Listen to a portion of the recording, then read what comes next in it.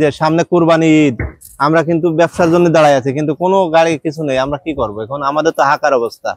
আমরা সমিতির থেকে টাকা তুলে তাও কিস্তি দিতে পারছি না, আইসা দোকানে এসে হামলা দিচ্ছে। ব্যবসা করবো কিভাবে? তখন তা আমারও তো সমস্যা হইতেই আছে ভাই, বেচা কিনি করতেই না, মনে করেন বেচা কিনি করতে না, কাস্টমার পাই না। আগে যেমন কাস্টমার পাইতাম, এই কাস্টমার ওখান নাই। এই রাস্তা কাটার নিগা ভাই লোকজন বাড়াদা জায়গা। আগে যেমন বেটা থামাইয়া রিক্সাটা থামাইয়া একজনে নিত, দুইটা বেশি জানে, যারা দুইটা ব্যস্তারি না একবারে একবারে কমে আছে। রাস্তা তো দূরত্ব করা ভালো, বুঝছেন না? জনগণের সবার নিগে ভালো হইব, দূরত্ব করতে হলে সবার দিকে ভালো হইব। এদেশের সরকার এবং প্রশাসনের কাছে খুব আকুল আবেদন, এই রাস্তার কাজের জন্য আমরা দোকানদাররা এবং সাধারণ ব্যবসায়ীরা, সাধারণ জনগণ, স্কুলের ছেলেমেয়েরা খুব দুর্ভোগে ভুগতেছে।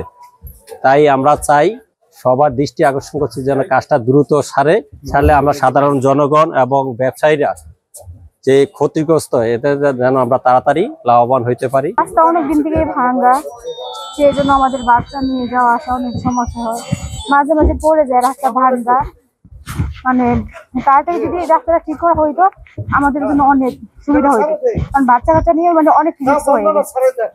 রিক্সা নাই, কোনো কিছু নাই, মানে বাচ্চা নিয়ে আমাদের অনেক অসুবিধার মধ্যে পড়তে হচ্ছে।